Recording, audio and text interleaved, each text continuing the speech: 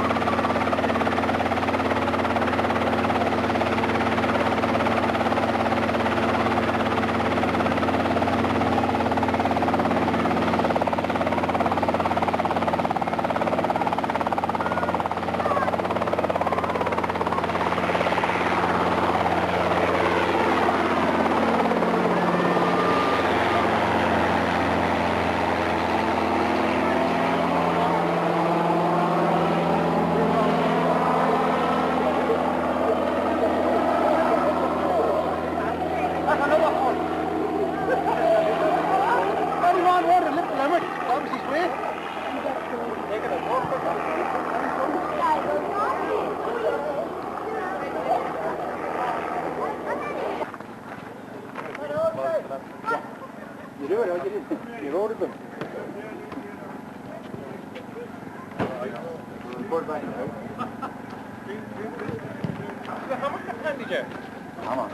Yeah. Gee, you've fault you. You're very welcome indeed as you join us here in Cremartin for the Paul Kerr tournament. It's the All-Ireland Junior Football Series final, and it's here on Saturday the 18th of May 2002. The two teams, Drumgoon from Cavan and Belmullet from County Mayo. These two teams have won their way through the junior ranks in their own county, in their own province, and in the All-Ireland semi-final series to meet here in this, what is going to be a fantastic junior final, an All-Ireland final. The first year of this competition, and it has received recognition from Croke Park. The instigation behind this has been the Cremartin club here in County Monaghan, and they've done great work in organising this competition on such a grand scale for the inaugural year of the event. Belmullet, they are the Mayo champions, and in Galway, or in Connacht, they had to beat the Galway champions, Salt Hill, in order to get out of the province. And then in the semi-final here in Cremartin, they defeated St. Michael's Foilmore in Kerry, and that was a great game indeed, and one of the stars of that game was Billy Joe Padden.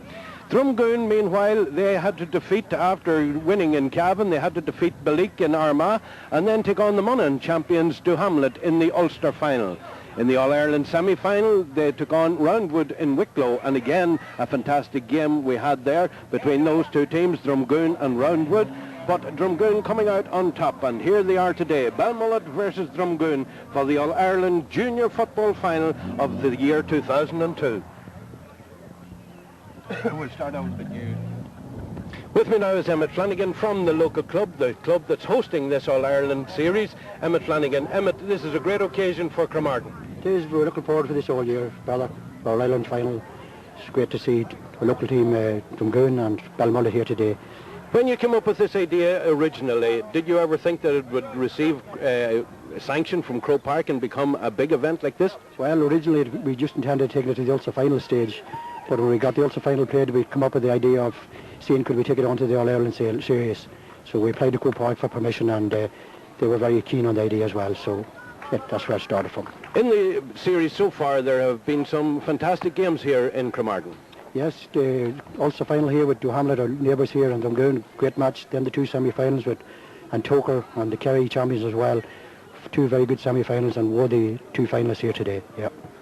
I would be putting you on the spot if I were to ask you who are you going to favour yourself, but as a neutral you likely won't favour anybody. Well, a final doesn't matter whether you're twice as good as the opposition. The final is on the day, who performs on the day. And Belmullet seemed to be very strong, but I wouldn't rule out Drumgoon.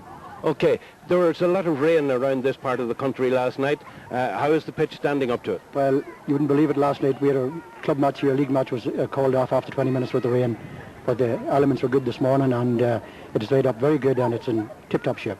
And at the moment the weather conditions ideal? Well, hopefully the clouds stay away, and I think it should hold out long enough to get the match over. A little bit of a breeze, but it shouldn't cause any major problem. No, it's ideal conditions for both teams. Emmett, great occasion for the club, great occasion indeed for football in Monaghan to be able to host such a fantastic series. It is indeed. It's a great emphasis for Monaghan junior champions when they win the junior championship in Monaghan to progress on into Ulster and then to take it on to the All-Ireland series. Gives that extra bite for the junior teams who wouldn't normally be used to getting the recognition that they would deserve. Well, just on that one, the senior competition, when it began, the senior club competition, when it began, I think it was St John's down in Belfast that started it first. Now it has been taken over by the Croke Park authorities, and the host club don't feature really in it at all now. Yeah, that is true with the senior one, but we'll see how it goes with the junior. I'd say we'll look after it again next year. We have applied for permission again next year, and I think we've been granted, and we'll see what way it goes after that. Well, congratulations to Cremartin and to you and your workers around here. You have a fantastic bunch of people all around the place acting as stewards and marshals. It must take a lot of people to help run a thing like this. Well, we're very, very fortunate. As you said yourself, all our lads are involved in the work right around the place, and it makes the job so much easier. Just at this stage, I'd like to compliment the committee who organised it. 4 or 5 lads undertook it, and they've done an enormous amount of work behind the scenes, and they deserve the credit. Emmett, thank you very much indeed. Thank you very much. Well, what do you get down? What do you get down your knee? Come on, get it over. Come on. Johnny, go down there. Come on, let's quick. Come on, boys. We're not going home tonight without the cup, right? Right, boys. Come on. Peter Murray, the manager of the Belmullet team. Peter, a big occasion for the club. Oh yeah, we're really looking forward to today. A lot of hard work has gone in today. The lads have trained very hard, in great shape. 14, 15 months of training. We're really looking forward to today. This is a great boost for a junior club. Having won their county, normally that would be the end of the line. But this bringing it to All-Ireland series, that's a great boost for a club. Yeah, as I spoke to Declan Flanagan earlier on in the year when he suggested it, I thought it was a great idea, and it really gave a lift to the town. And you know, it's brought our training right through Christmas, November, where normally you get hard to get fellas out training. We're really looking forward to today. You're going into a new season now. Have you had any breaks at all? No break this year. The boys don't mind that? No, not once you're winning, it's easy enough to get them out. Right, you've won through the semi-final. That was a tough game, but you've now a big game in front of you today. What do you know about Drumgoon? Drumgoon, very good team. We watched them on video a few times. 3 Cavan players, the 2 Hannons, the Jackson fella around the middle, the Crossing brothers up front. They're a very good team. Kick of a ball today, I think. Who are you going to be depending on to mark those type of buys? Well, you know, we have a good balance. We've 30 fellas there, and you know, we're not picking any particular player out. We'll stick with our game plan, and hopefully it'll work at the end of the day. You had a Padden fella that showed very well in the semi-final. Billy Joe is a very good player. Billy Joe's been playing well all year, but we'll expect another good game from Billy today. Right, okay. Thank you very much indeed, and we wish you the best of luck. Thank you very much. Thank you.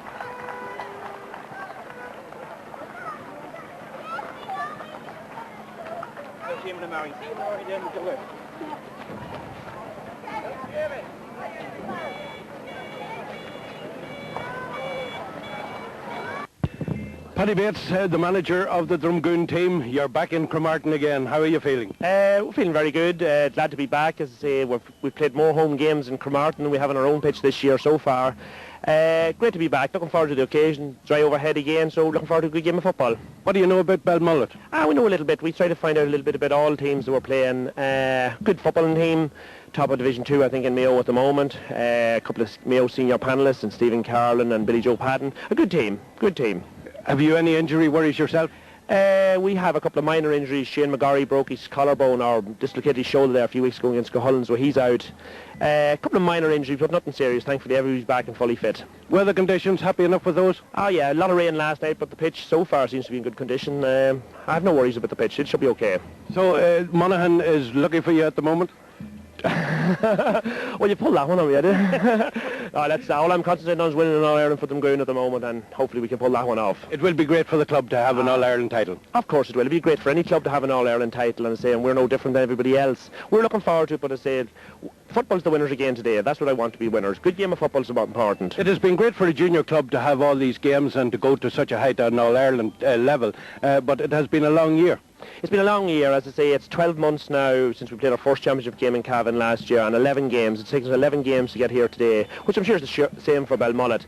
But as I say, it's a long road, but at the end of the day, hopefully another cup at the end of it, and I'll be happy enough. Paddy Bates, we wish you the best of luck, and thank you very much. Thank you very much. All right. Most of the games here. I've only missed one. John Graham, Gaelic Games commentator. This is a great occasion for junior club football. It's an absolutely fantastic occasion because we have an All-Ireland final here in Cremartin, the two of the best junior clubs in Ireland. This is a competition that allowed junior football to move onto the same stage. It moved to a provincial competition, and then Cremartin had the foresight and the vision and the courage to go for an All-Ireland series in it. And the clubs that Drumgoon and Belmullet have beaten on the way to today's game, it leaves it that the standard of football in this and the standard of play that we have seen is on a par with the best you will see anywhere. It's an absolutely fantastic occasion, and I think the first thing is to congratulate the collective mind that came up with the idea of this particular competition and the way they've stage managed it and the way they've promoted it and the crowds it has drawn and the standard of football that it has produced. It's a credit to everybody that has had any part in it. Yes, just on the standard of football, we have been at a number of games here in Cremartin in this series, and they have all been top-class football. Absolutely, because, at one time junior football was just exactly what it said. It was junior football, it was the bottom of the pile, but it's not anymore. It's a stepping stone to bigger things, and clubs are using junior grade to build. We had a team from Roundwood and Wicklow as just one instance, where they won both, they got to the final of both the senior and the junior championship in Wicklow, and their junior team were players who had experience at all levels, and some who had actually represented Wicklow at county level in various grades. So it's not the bottom of the pile anymore. Junior is a grade that clubs are using to build from, and we've seen that here. Drumgoon are the perfect example, winning the Cavan Junior Championship for the first time ever last year, and they're coming here and they're right through to the final. They're through to the final on merit. One of the best teams, one of the best organised, probably comes from the fact that they're coached by a Monaghan man, but we possibly maybe leave that one alone for them. I knew you'd have to get that in. Well, we thought it was worth mentioning in passing, and they have grown in confidence, they've grown in their ability, the input, they're getting out of it what they are putting into it. And certainly Drumgoon, with the football they have produced so far in the competition, it would be a just reward were they to take this particular cup. But Belmullet, this is their second time to travel to Monaghan. They're not here just on a mercy mission, they're not here just for the fun. They've come for a cup, and I think we're in for one fantastic game. The fact that it has been recognised by Croke Park, and the fact that it's all Ireland, is bound to give junior football in all counties a great boost. Well, I think for this year now, junior clubs in all the counties in the 4 provinces, they're going to be looking at this and saying, if we can win our junior championship, we go into a bigger competition, or a competition that has moved on to the All-Ireland stage, and that has to add to the competitive element in junior football. It can only do it good. John Graham, music while you work. Thank you very much indeed. All right, thanks, Father.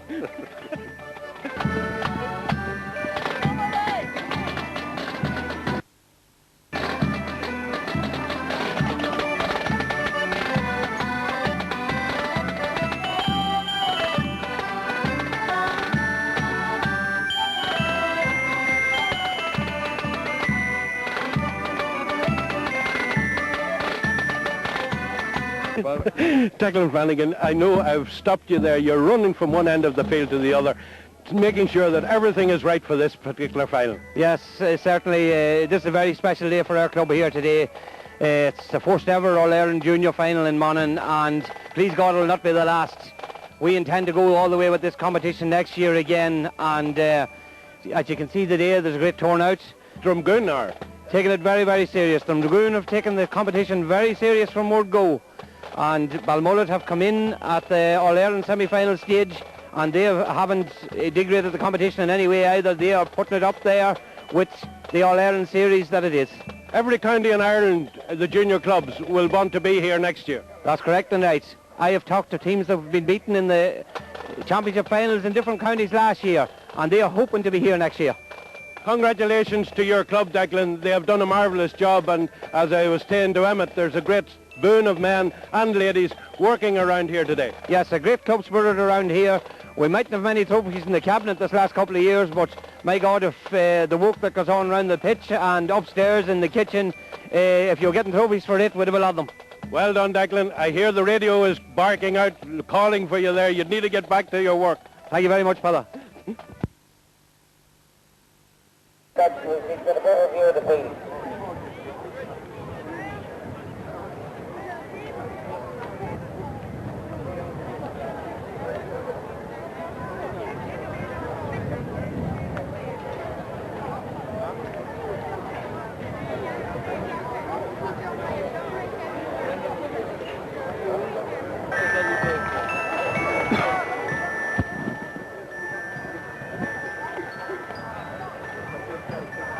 Referee for today's game is Brendan McNally. Brendan, of course, a local Cremartin man who both plays football and referees on behalf of the club, and a man who loves his GAA. That's Brendan out there in the centre, and he has his two linesmen with him, Niall Flanagan and Kevin McVicker. They're the two linesmen with him. Today's umpires, Terence McNally, Martin McNally, John Carr and Maurice Brannigan, all Cremartin GFC members.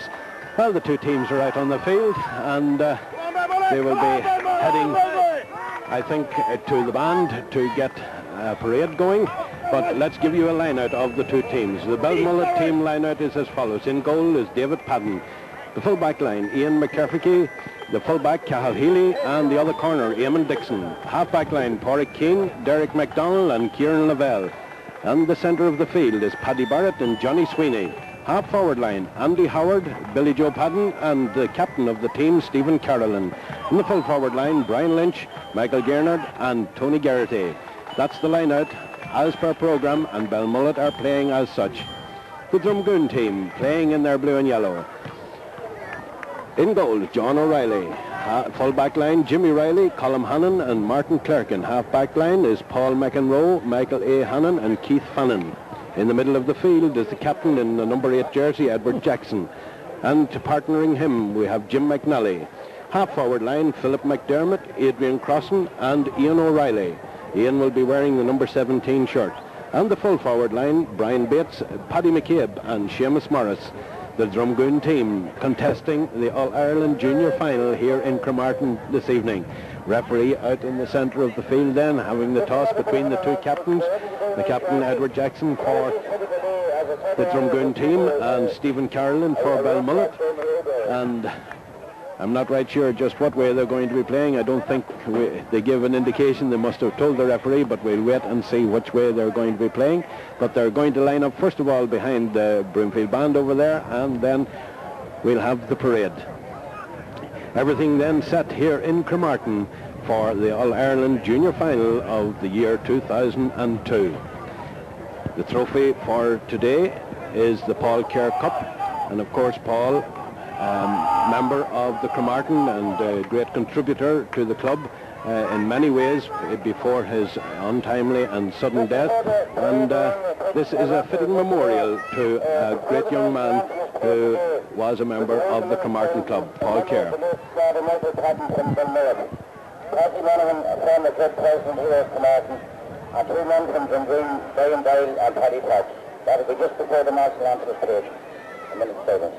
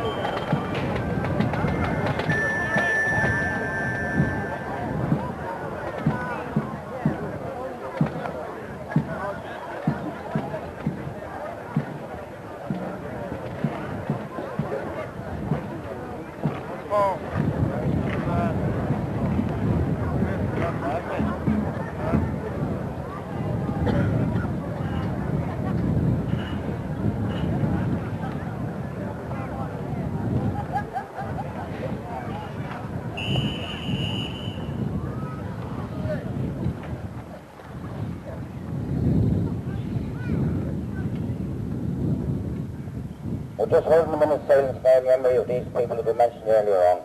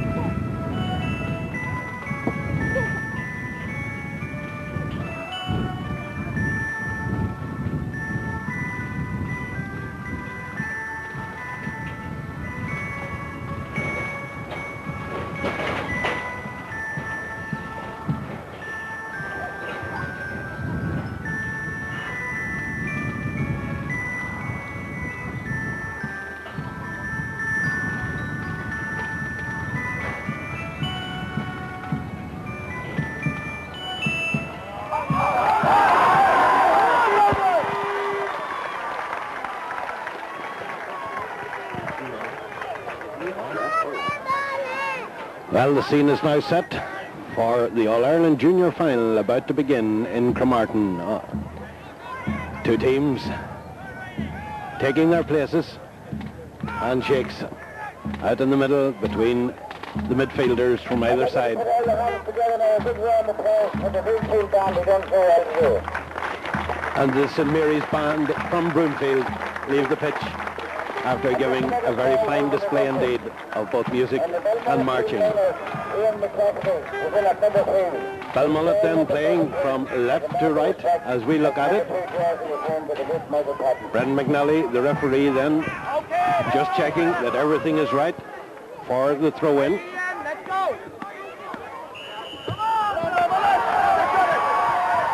Game is on. First to get to the ball, Belmullet. Giving it back to Ian McCafferty. Forward.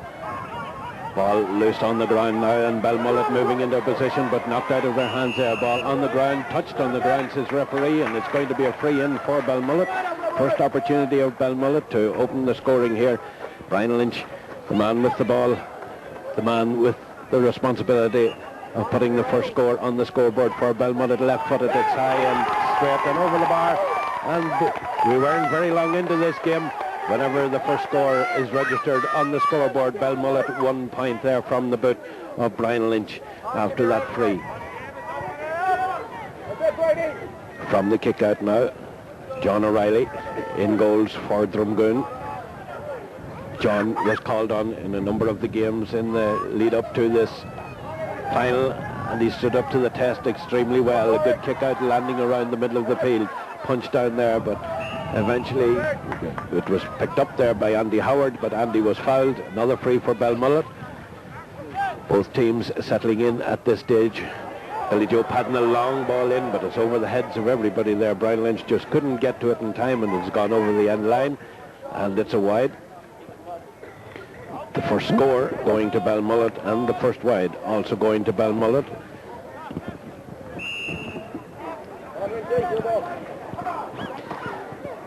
From the kick out once again, John O'Reilly with it from the corner of the box. He's kicking into a fairly stiff breeze that's blowing in against him. Drumgoon now with it, the number 15, Seamus Morris. Good ball into the centre and touched on there by Edward Jackson down into the corner, but nicely cut out there. And Belmullet are going to get away with that one. Keith Fanning and out over the sideline, but it was a foul before that. Taken quickly up along the side here. Johnny Sweeney, again the long ball in, the wind carrying it over the heads of everybody and has gone wide. So we have 2 wides now for Belmullet, but they have 1 point on the scoreboard. Drumgoon having an opportunity of going forward there last time, but nice bit of play by the defence there, cutting it out and putting Belmullet back on the attack, but it was too high, too long and wide. John O'Reilly, his 3rd kick out of this game so far, dropping down. There's a push in the back there, well spotted by referee Ian McCaffrey, given the push taken quickly there by Jim McNally down into the corner. Who's going to get there first? Off, and it has gone wide, says the referee.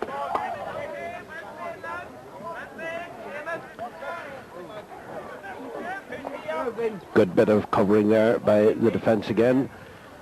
Porry Keane that time, the man who was doing the defending.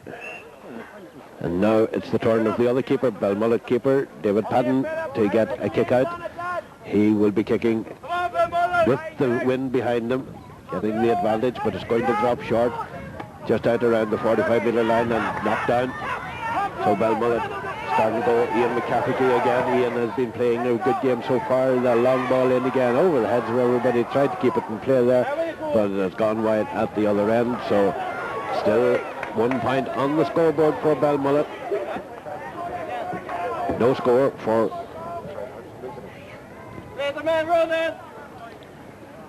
for Drumgoon. And we have now almost 4 minutes into the first half. Kind of a silence has descended on the field for some reason or other as John O'Reilly is getting this ball out further and going away out to the far side. The wind pulling it back down. Again the loose ball. This time it's been picked up by the Belmullet man. He's been held. Johnny Sweeney there holding on tight, getting his free. Billy Joe Padden wanting to take the free quickly, waiting for somebody to run into a position. Gives it out to the far side. That's high, knocked down, but the number 2 there, Jimmy Riley for Drumgoon, was there. His clearance not good. Billy Joe Padden out the far side. He's been tackled. Gets past his attacker, going up along the side. Turns, looks back into the centre, gives it back to us. Andy Howard. Andy Howard turns and Andy takes a shot. That looks good, and that's over the bar. That's a beautiful point there for Belmullet. Well played. Well spotted by Billy Joe Padden there to see his man loose, and a good position to be in to take a score. Andy Howard there getting the 2nd point for Belmullet. Almost 5 minutes into the first half. Belmullet then playing with a little advantage of this breeze. 2 points on the scoreboard. Drumgoon have yet to register a score.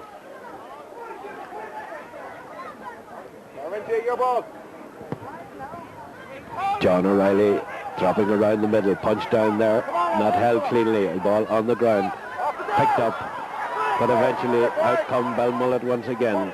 This time it's Porry Keane, a long ball into the number 13, Brian Lynch. Brian turns quickly, left-footed, and it's high and over the bar. Beautiful point there by Brian Lynch, very quickly turning onto the left foot and over the bar. 3 points on the scoreboard now for Belmullet. Drumgoon still to register a score, and the time into the first half is almost 6 minutes now gone, and I see one of the Belmullet men after that shuttle for the ball at the far side, Porry Keane, but he's up again. It seems to have got some kind of a knock at the ribs or around the shoulder, but he's okay, he's back in position. John O'Reilly, a long kick this time. Again, punched down.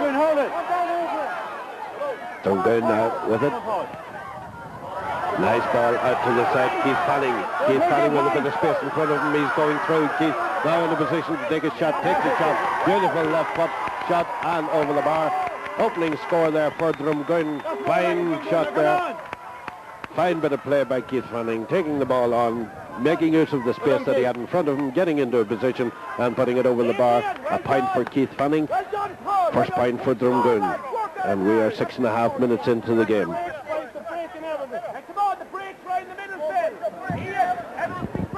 That all came from the loose ball out in the centre. All the balls that have been dropping around there have been punched down.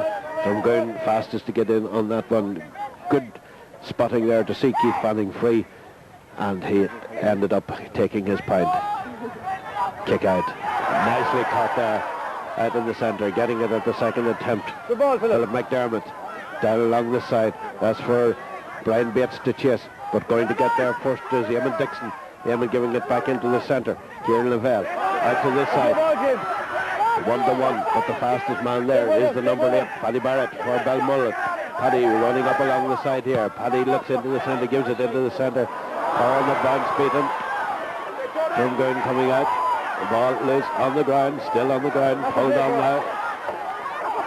But this time Derek McDonald, no, it was Paddy Barrett out to the far side.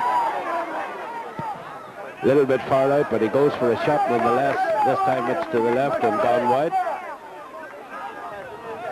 Score remains then 3 points for Belmullet, 1 point for Drumgoon, and this game is really waking up now. That shot there from Andy Howard, just a little bit too far out, didn't steady himself, went to the left of the upright and went wide. 8 minutes gone in the first half, 3 points to 1 in favour of Belmullet. A long way to go yet. We're waiting on John Riley to kick the ball back out into play again. Dropping short of the midfield. Oh, nicely held there by Porrick Keane.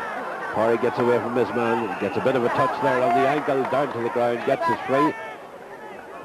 Billy Joe Patton going to take it. I think he's going to go for the shot. He's within range. He's just outside of the 45-metre line. By the time he kicks it, he'll be on the 45, and he has a little breeze behind him. If he gets the accuracy right, that's looking good enough in length, but it has gone to the left and gone wide. At this stage now, with almost 9 minutes gone in the first half, and Belmullet have 5 wides to their credit, or discredit, whichever you might like to say, but they have 3 points on the scoreboard. Drumgoon have only had 1 wide, but they have 1 point on the scoreboard, so 3 points to 1, and all to play for. An All-Ireland title to be played for here in Cremartin. Ball dropping down, punched down again. Who's going to get the loose ball this time? That's a Drumgoon. Paul McEnroe giving it to Seamus Morris. Down along the side, 2 Belmullet men there, giving it into Paddy Barrett. Paddy Barrett up along the far side. That's a searching ball, but going out there, Colm Hannon. Nice pass, and a good bit of passing going on between the Drumgoon players. Now they're beginning to settle in, but that clearance was and a nice block there, but well controlled, and it's still not away because Drumgoon still have the opportunity. Pushing the back there, Paddy McCabe goes to the ground, and Paddy McCabe wins a free, takes it quickly into the centre. Nicely held and covered there by the number 11, Adrian Crossan. The Adrian's in the position, takes his shot, and over the bar. A beautiful point there from Drumgoon.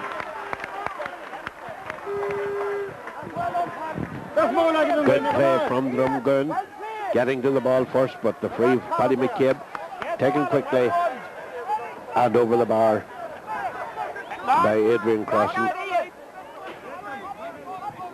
2 points now to 3, nothing between them. There's nothing between them on the pitch. Belmullet started better than Drumgoon, but Drumgoon are beginning to get into the game now. We're now moving into the 11th minute. Well, we have 10.5 minutes gone. As David Patton gets the kick out for and Ian Catholic picking it up. He's surrounded by men. He gets the pass into his number 12. That's Stephen Cavan in his captain giving it back, and now the long ball in, the searching ball in, the high ball knocked down there and picked up nicely by Michael Hannon. Giving it back to the other Hannon. That's Colm Hannon. Long pass out to the far side. Paul McEnroe.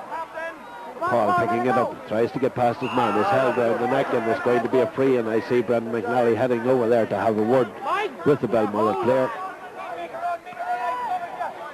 Taken quickly, Ian O'Reilly.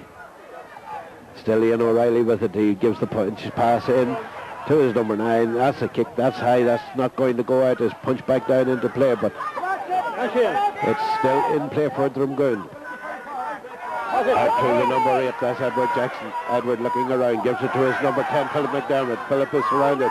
Philip loses the ball. The ball's on the ground. Drumgoon man keeps it in there, but then it was off one of the Drumgoon players and goes wide. A little bit of scrappy play there from both the defence and the forwards indeed. Ending up in a wide, and the score remaining then 2 points for Drumgoon, 3 points for Belmullet as we cross the 12-minute mark almost now. David Padden with the kick out for Belmullet. It's high in the air, dropping down, punch down. Philip McDermott going in to get it, but it seems to be hot. Very few of them are holding tight to it. Keith getting it now. Keith Fanning out into the far corner. Nicely held there by Paddy McCabe. Paddy has it. He's trying to make his way through. The ball is on the ground, holding on to it too long, says the referee. And that's going to be a free out for Belmullet. Not particularly welcomed that decision by some members in the crowd here, but the free has been taken. Porry Keane. Still Porry Keane giving it back into the centre. On the ground. And holding on to it too long. Cathal Healy there, penalised for holding on to the ball too long. Started with the slip, he went to the ground, then didn't get up in time, says referee, and this is going to be a free in for Drumgoon. One of the Drumgoon players is down out there. I don't know whether he's looking for attention or not, but that's Ian O'Reilly, but he's up now. I think Ian himself is going to take this free. Put something strong in that, Mickey. Dead straight in front of the goal. And within a scoring position. Utter hush again has descended on Cremartin here as he takes that kick. It's high, it's straight, and it's over the bar, and the sides are level. 3 points each. 13.5 minutes gone in the first half. And the sides are level.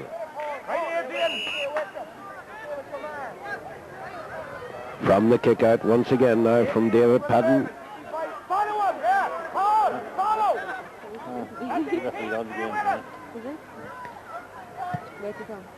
Dropping now past the centre of the field, punched further on. Billy Joe has been robbed, held, and gets the free. Michael Hannon there taking it quickly out to Keith Fanning. Keith gives it Phil McDermott. Phil McDermott making up a bit of space, gives it back into the centre. Adrian crosses. Adrian left footed this time. That's over the bar. The second point for Adrian crossing, the fourth point for Drumgoon. They now go into the lead. After having been a couple of points down, they're now 1 point in the lead. 4 points for Drumgoon, 3 points for Belmullet. And we are approaching the halfway mark of this first half. Well, actually 14.5 minutes gone in the first half. Very little injury time to be added on so far in this half. 4 points now for Drumgoon. Belmullet still on 3. Drumgoon coming into this game stronger and stronger as time goes on. From the kick out, coming out to this side. Not held cleanly there, but picked up by Johnny Sweeney, and Johnny gets the long ball in over the heads of everybody. Well read there by the Drumgoon man, and gives the pass in, but the pass not Seamus Morris not picking it up first time. He's going to be surrounded now. Eventually he gives the pass back. Bit of pulling going on there, and it's going to be a free out, relieving the lines for Drumgoon. They'll be glad of that. Brendan McNally, the referee, ordering the free to be taken further back from where the foul took place.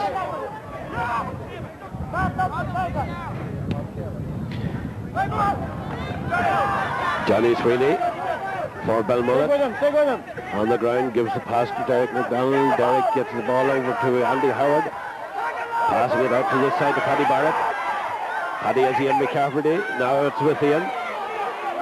Ian giving it back to Paddy Barrett.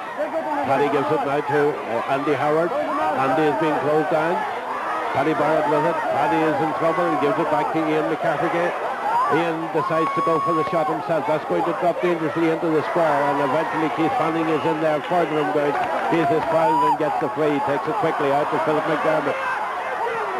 Philip down along the side. That's where it's number 13 to chase. That's behind Bates. But it goes out over the side. And it's a sideline kick for Drumgoon. Ryan himself going to take it. Takes it low. That's a rather waste of a shot that there, going straight to Cahill Healy. Cahill gets it at the second attempt, gives it out to Derek McDonald. Derek gives it back to Cahill.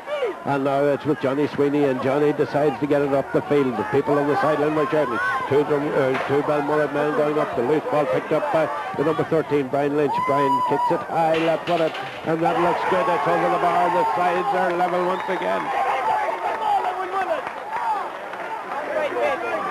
3 points now for Brian Lynch. 4 points for Belmullet. The sides are level on 4 points each as we approach 17 minutes into the first half.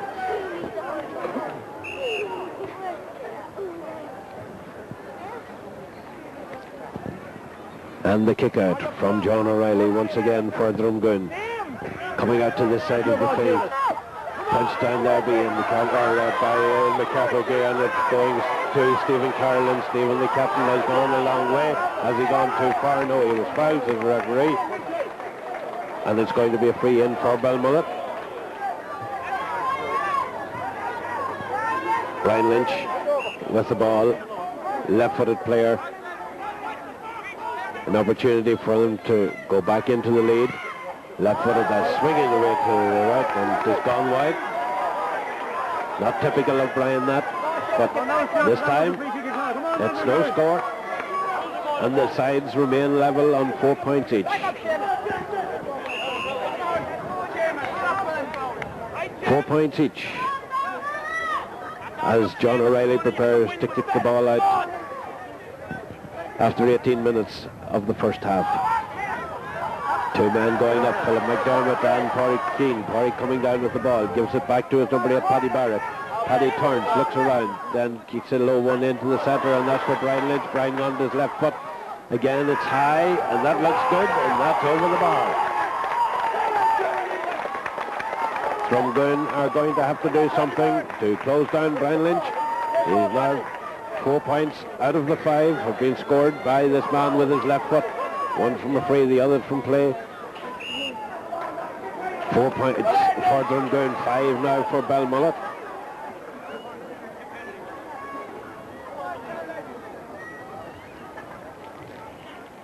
And the kick out. Again dropping around the middle. Punch down, Billy Joe Patton is in there, but he didn't get the ball out. Instead it was Paul McEnroe getting it up, giving it down along the side. That's going to be a nice opportunity for Philip McDermott. Philip making his way through. Still Philip McDermott then takes a shot and over the bar. That, if it had dipped a little bit lower, it would have been in the back of the net, but it hit off the crossbar over the bar. Nice point there for Philip McDermott. He took on the defence, went through the defence, and then had an opportunity.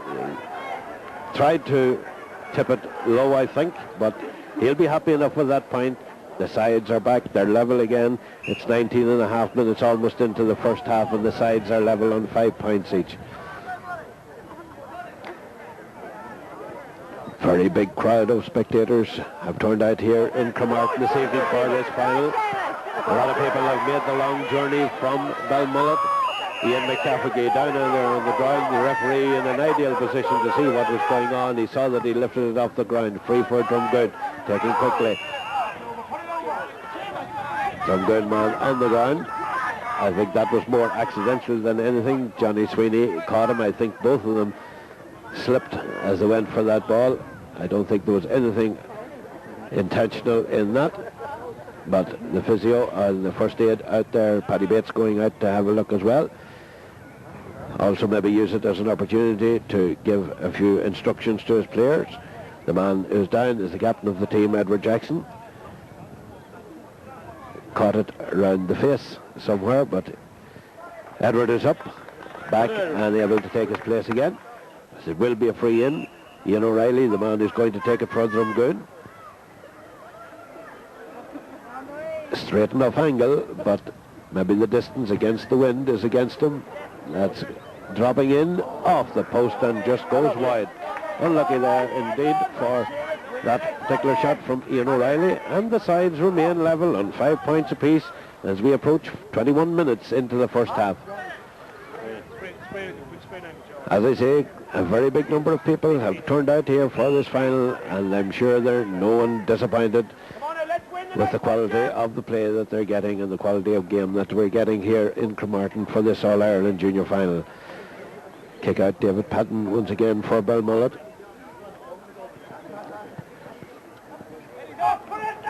Again, dropping a little bit short. Going over the heads. Keith Fanning is there for Drumgoon. Gives it out to the far side to Adrian Crossan. Adrian gets past his attacker. Gives the pass. Was the man ready for it? He was. Brian Bates with it. Brian is being held up. Or is that Ian O'Reilly? It's Ian O'Reilly. And Ian is held up. And it's going to be a free in for Drumgoon. Keith Fanning going over there to take it. He'll use his left foot to lob this one in. Will Drumgoon go back in the lead again? All depends on this kick from Keith Fanning. As he comes forward now, takes it. It's high. Is that straight enough? Yes, it is. Umpire going for the flag. Flag is raised. It's a point for Drumgoon. 6 points now for Drumgoon. Belmullet 5. And we're across the 22-minute mark. Philip, with our noses in front. Let's go. Both sides, the defence have been found guilty of pulling and fouling, and both sides have been punished as a result. Derek McDonald out to this side for Ian McCarthy. Ian nicely read there and cleared out by the number 4 Martin Charlton. Philip McDermott now. Philip giving the long ball in and nicely knocked down there. Will he get it? No, it's going to be a free out.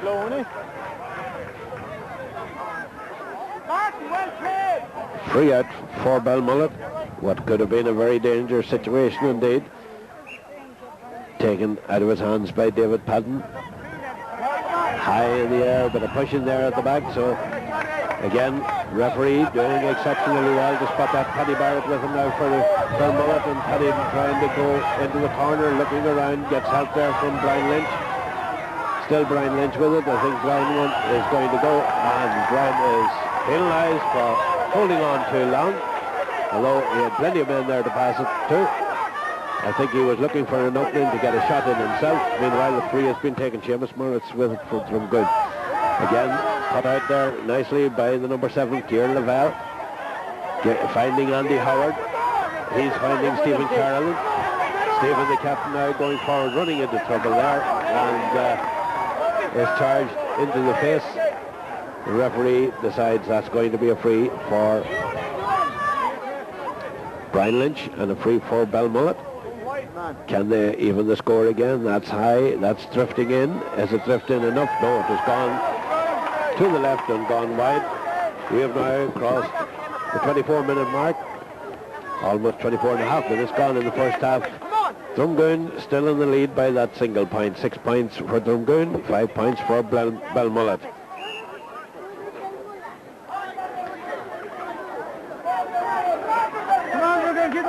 Kick out once again from John O'Reilly, and the Drumgoon goals. His kickouts have been pretty good, considering that he's kicking into the breeze, but that catch is very good also from Paddy Barrett, given to Andy Howard. Andy Howard looks around, he turns, he gives it back to Paddy Barrett. Paddy over to this side, decides to change. Nice running on there by Stephen Carlin, but that kick does nothing to the play that went before it. That is well wide of target there from the captain, Stephen Carolyn, and the sides remain on 6 points for Drumgoon, 5 points for Belmullet. Paddy Bates and the Drumgoon mentors down in front of us here, urging the men on, trying to get them to get into this game a little bit more. They're punched down, held there, and try to get out. That was Michael Hannon. Michael gets his free, takes it to Keith Fannin. Keith has been playing defence, he's been playing forwards, he's been playing an excellent game for Drumgoon. He now has the ball, and just as he kicked that one there, and it's gone to the left and it has gone wide. Some of the people on the sideline shouting there and looking for a free in there. But Brent McNally decided no foul there, no free. And the scores remain 6 points for Drumgoon, 5 points for Belmullet. 26 minutes gone in the first half. David Padden with the kick out once again. Out to the far side. Nicely punched on to Ian O'Reilly and given back into the centre. Edward Jackson making the run in the position to go now, and it's going to be a free in. That's what happened the last time, ref. Edward brought to the ground there. Free for Edward Jackson, a free for Drumgoon. This has to be another score, and it's vital that they do get this one as we are approaching 27 minutes gone in the first half. And the scores that you get in the last couple of minutes of the half give a great boost to the morale for the half time. The man that's going out there to take it is Keith Fannin.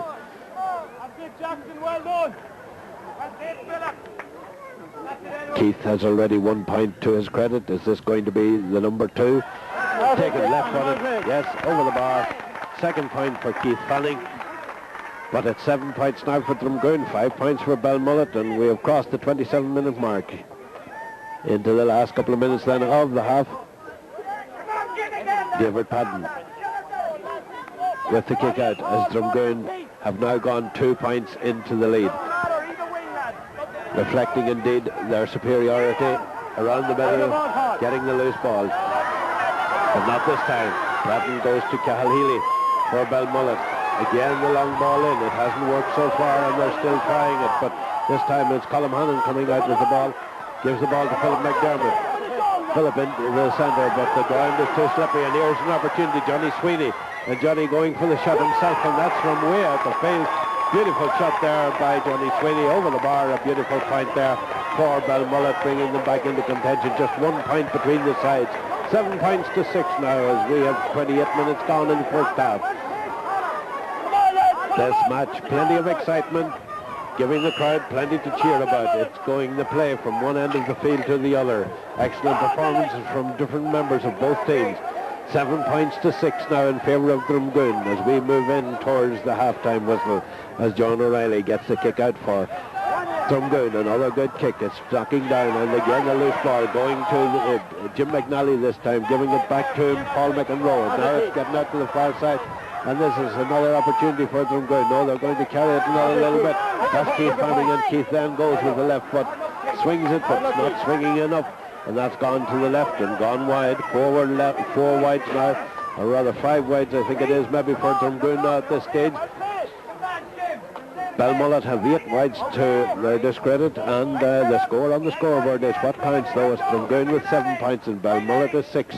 And we have now crossed 29 minutes into this first half, in the final minute, and the kick out there, David Patton going to the ground after that ball punch forward, and out comes for the number 7, Kieran Lavelle. He's on the ground, he drops the ball, but the referee didn't see that, and there's going to be a free in for Drumgoon.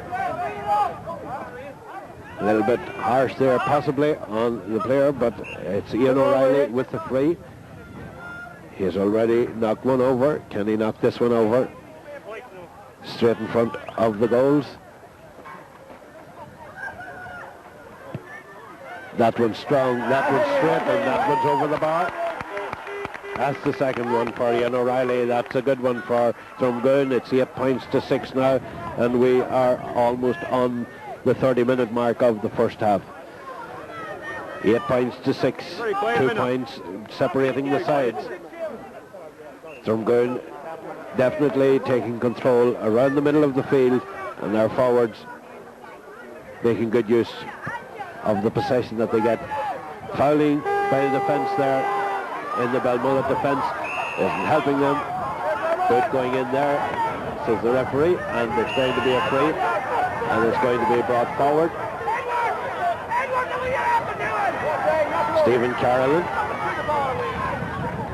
not going to take it. Instead, he's going to leave it for Michael Gaynor. Is Michael going to take it off the ground? He is indeed. Inside the 45-metre mark. And with the breeze behind him, he could pull one back here. 8 points to 6. We're in injury time. Almost 1 minute of injury time played at this stage. It's low. Where does it go from there? It's coming out.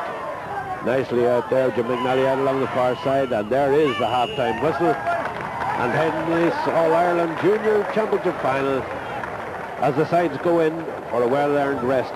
It's Drumgoon 8 points, Belmullet 6.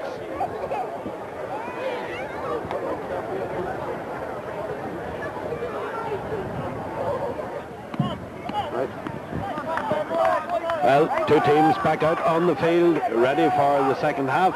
Referee Brendan McNally just checking that everybody is in position and ready to go. I don't see any substitutions, but if we notice them, we'll let you know about them. We didn't get any notification. All the other sponsors of the previous games of this competition, you'll see a full list of them on page 6 in the programme. Thanks for the ball. And the game is on. Second half. First to get to it is Paddy Barrett for Belmullet. Giving it back to Derek McDowell. You have to get down the other side. That's Andy Howard now with it down along the wing. Cut out nicely there by Jimmy Riley. But free for Drumgoon. Taken by Jimmy Riley. Bounce, beating everybody there. Not Cahill Healy. He was standing in position. His kick out to the far side over the heads of everyone. Stephen Carroll now with it for Belmullet. The score on the scoreboard, 8 points for Drumgoon. 6 for Belmullet. Is that going to be 7? That's 7. That is a beautiful shot there. Nicely taken. Getting stuck in now. Belmullet. 8 points to 7. So within the first minute of this second half, Belmullet have pulled back a point. Still only 1 point between them. And a long way to go before the end of this game yet. John O'Reilly with the kick out for Drumgoon. Over the... Oh, nice catch again by Paddy Barrett. That has been a feature of Paddy's play here today. Some fine catching indeed and holding on to it, which is more important. Gets the free. Joe Padden with it out to this side. Tony Garrity giving it back into Billy Joe.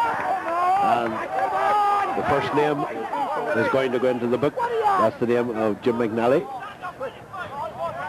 A little bit of argy-bargy going on now between some of the players after that particular foul.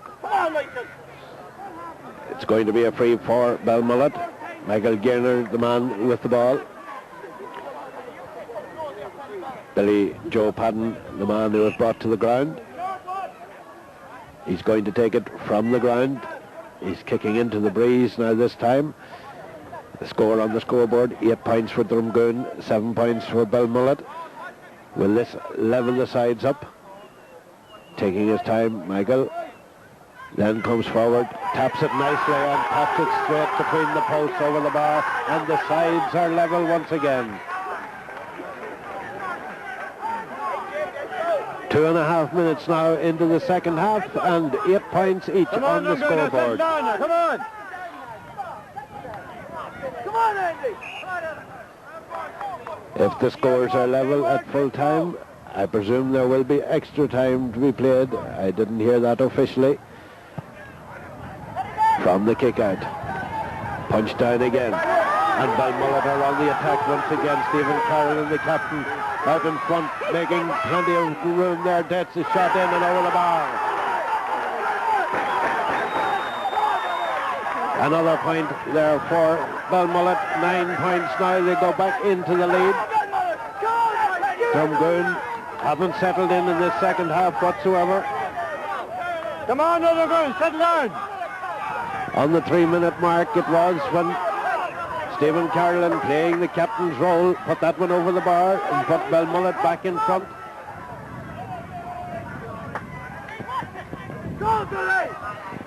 John O'Reilly with the kick out, this time coming out to the side of the field. Philip McDermott gets a little push, stays on his feet, gets the ball, gets the free, takes it quickly, gets the ball back. Here's an opportunity for Drumgoon, takes a shot, and that's over the bar. Beautiful point there for Philip McDermott. Taking the free quickly, getting the return pass, making plenty of use of the space in front of him, taking a shot, making no mistake about it, over the bar. and the sides are level once again. 9 points each. 4 minutes gone of the second half. Belmullet lead, lasting very little time. Ball out to the far side. Stephen Carolan with it for Belmullet. Drops the ball over the sideline. Sideline kick for Drumgoon. The skies are getting heavy here in Cremartin. Spits of rain starting to fall. Up along the sideline. Kept in play. Adrian Crossan. He's held. Turns. Gets a shot in. And that's over the bar. Drumgoon back in front. 10 points to 9. It took the sides to get level for Drumgoon to waken up in this second half, and waken up they certainly have. 2 points now they have put on the scoreboard. It's now 10 points for Drumgoon, 9 for Belmullet. Andy Howard for Belmullet, down into the corner. Jimmy Riley is down on the ground. The ball is down there as well. Now it's tipped out. Billy Joe, Padden with it. Billy Joe has been surrounded. He's running into trouble. Gets the kick into the centre, and here's an opportunity for the number 15. But that has gone away to the right and gone wide. Tony McGarrity there kicking the ball. Didn't settle himself. He was under pressure, and that one went away to the right and away wide. And the score remains then. Drumgoon 10 points, Belmullet 9. And we have now almost 6 minutes gone of this second half. This game started in ideal conditions. The conditions aren't bad yet, but if the rain that's sitting overhead starts to come down on us, then it might be a different story. Another beautiful catch there by Paddy Barrett, and Paddy is brought to the ground, gets us free. Billy Joe Patton takes it quickly. That's a way out along the side. Is it too far to chase? No, it's kept in play. Giving it back into Ian, or to the number 7, Ian McCafferty. And that kick is going nowhere either, other than wide. That's away to the right and wide. 2 opportunities there for Belmullet to get back on level terms again, but wasted chances they were, away to the right and wide. 10 points to 9. Nothing in it. Okay, well done, Jim. Well done, Edward. Well done,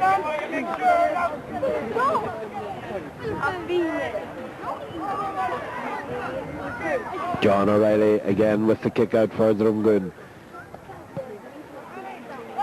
Dropping a little bit shorter this time. Well held there by Jim McNally. Then Seamus Morris getting it out to the far side. This is a good move by Philip McDermott for Drumgoon. He's going through. He tips the ball. Oh, it's gone across the front of the goal. Just not out yet. It's kept in play. It's still there. I see it from Belmullet man on the ground. We follow the play. It's taken there. Left-footed shot, but that has gone to the right of the upright and has gone wide. And help is being called in there. I think it's Derek McDonald that's on the ground for Belmullet. Referee Brendan McNally calling in some attention.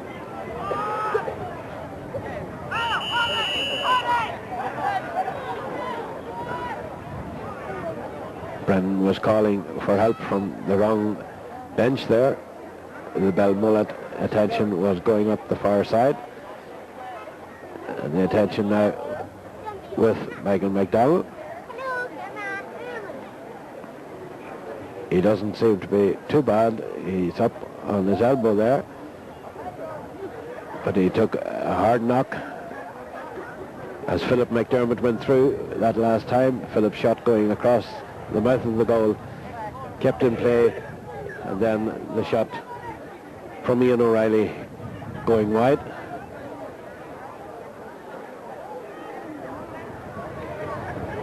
Player still getting attention or getting checked out there before he resumes his position.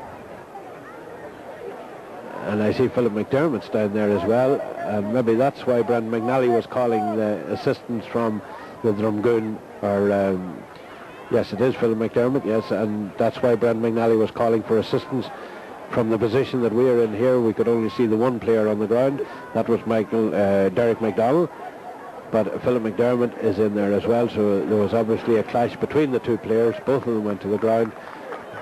One of them back out. That's Derek McDonald back out taking this position. Philip is still on the ground in there.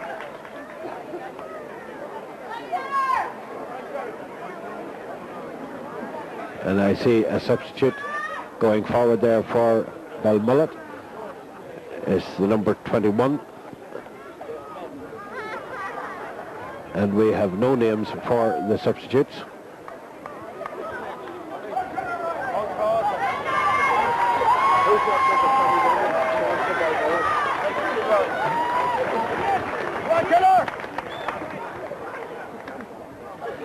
And the substitute who has come on for Belmullet is Michael Kilroy, the number 21.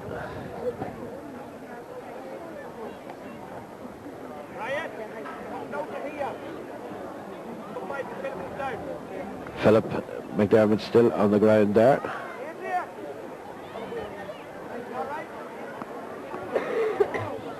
Getting a little hand up. And back out to take his place on the field. He has been one of the more influential players on the Drumgoon side.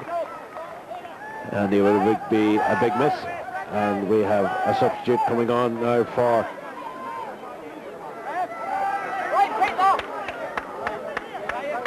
Drumgoon. It's the number 21, and that's Peter Hannon.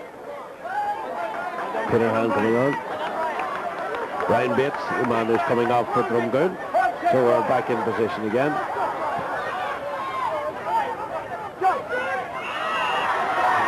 Bit of pushing going on there. Free for Belmullet. Taken quickly, Billy Joe Padden. Billy Joe looks up. Low ball into the centre. That was a poor pass from Billy Joe. I don't think he meant that one. Ball being held there, or rather the player being held, Seamus Morris, for Drumgoon being held, gets the free for Drumgoon, Paul McEnroe. Way out to the far side, it's a high ball. It's been knocked down there by Cahill, but it's falling as far as Keith Fallon. Keith Fallon now for Drumgoon. Gets past one man, gets into position, takes a shot. That's looking good, but it's gone to the left and gone wide. High, but not straight enough. And that's a wide for Drumgoon. They are still 1 point in front. Drumgoon 10 points, Belmullet 9 points. We have crossed the 11.5 minutes of the second half, but there will be some injury time in the second half due to that injury there to Derek McDonald and also to Philip McDermott. The ball kicked out to the far side, the knock down, going as far as Paul Keith. On the ground, free for Belmullet. Taken by Derek McDonald out to the far side. Ian McCafferty giving it to the number 21 who has come on, that's Michael Kilroy. Now it's been turned back into the centre and the long ball by Stephen Carlin down along the side, but that's nicely cut out there by Colm Hannon, giving it into the middle. Now they're playing it man to man. Edward Jackson running into trouble. He's on the ground now. He has run into trouble. And referee going in there. It's going to be a free for Drumgoon, and he is telling Edward to get up and play on. No need for him. Ian O'Reilly giving it to Philip McDermott. Philip has recovered, has he? Yes, indeed. And that will help him no end. That has now put aside 2 points in front. 11 points now for Drumgoon. 9 points for Belmullet. 13 minutes into the second half. And the rain is starting to come down and a little bit heavier all the time, and that will leave conditions out on that field pretty wet and pretty slippery. Loose ball on the ground. Still on the ground. A lot of hard tackling going in there. Come on, Billy! Come on, we have to see you! Come on! Referee Brendan McNally going in, telling people to get away. Free for Drumgoon. Jim McNally to take it. And there's a man being called referee. Noticing that one there. The number 5 for Drumgoon, that's Paul McEnroe. And the number 10 for Belmullet, that's Andy Howard, being called in. And the names are going to be entered into the books. Their number.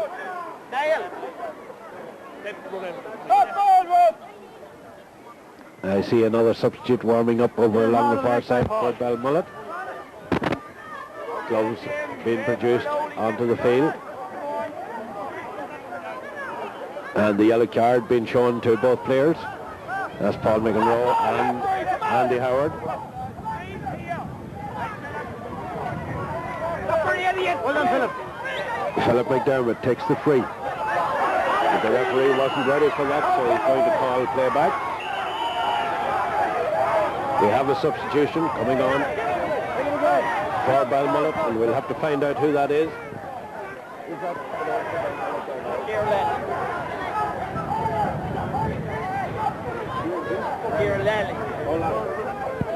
Kieran Lally, then the number 23 on now for Belmullet. And the free going to be taken again. Philip McDermott takes it up along the side. That's for Peter Hahn. Gone loose, going back there to get it. There's Eamon Dixon for Belmullet. Gives it into the centre. That was a dangerous ball. Touched it on the ground. And it's going to be a free in for Drumgoon. From an awkward position.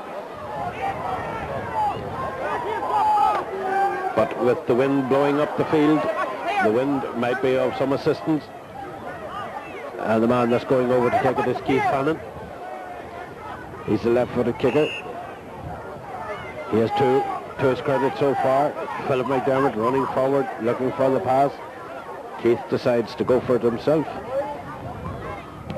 It's low. It's not going anywhere this time other than wide. Wide ball then for Keith and a wide ball for Drumgoon. They still are only the 2 points in front. An extra point there would have been of great assistance to them. So Belmullet are far from out of this game. 9 points they have on the scoreboard, 11 for Drumgoon. A bit of pushing going on there. Free for Belmullet. Taken quickly. Derek McDonald out to the far side. But the man who was first to it, Seamus Morris. For Drumgoon, Seamus turns. Foul there. And the free against him. An opportunity for Belmullet now to get down the field and get into this game, get back on the scoreboard.